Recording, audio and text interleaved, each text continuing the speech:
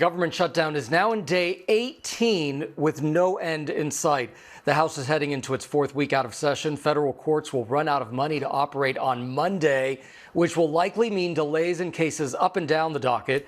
Democratic lawmakers say they're standing firm in their demands to address health care cuts. Meanwhile, Republicans say they're willing to vote on these health care demands, but only once the government is reopened. And as the government shutdown stretches on, a federal judge has temporarily paused the layoffs of thousands of federal workers, including nearly every employee in the Department of Education's Special Education Division. The judge in the case accused the president of using the shutdown for political reasons, saying that it's, quote, ready, fire, aim on several federal programs, creating, quote, a human cost that cannot be tolerated. For more on how this is all impacting students, let's go ahead and bring in Rachel Gittleman. She's the president of the American Federation of Government Employees, Local 252, which represents more than 2,700 workers at the Department of Education. Rachel, thank you so much for joining us here on ABC News Live. These latest firings have now been paused, but what could happen to special education students while this whole thing plays out in court?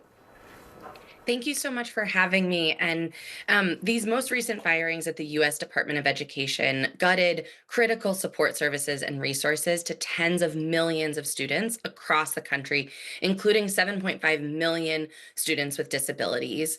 This is a doubling down on the firing of more than 1,500 public servants earlier this year at the department.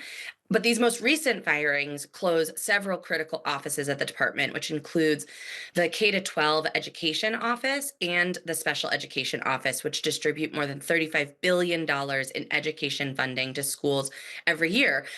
In addition, these most recent firings gutted the Office of Civil Rights, which combined with those two earlier offices ensure that states and districts follow the law. And what have you heard from parents who rely on these programs that are being impacted by these firings? Right. So this is not just the beginning of the harm. The department has already canceled billions of dollars in grants this year to schools for everything from student mental health to after school programs to special education teacher training. Students, families, and communities are the ones who will pay the price for these cuts. A staffer told me just this week that there's a complaint sitting in our Office of Civil Rights from a family of a physically disabled child who cannot play on his school playground because he uses a walker. The harm is already there because of the backlogs and because of the firings earlier this year.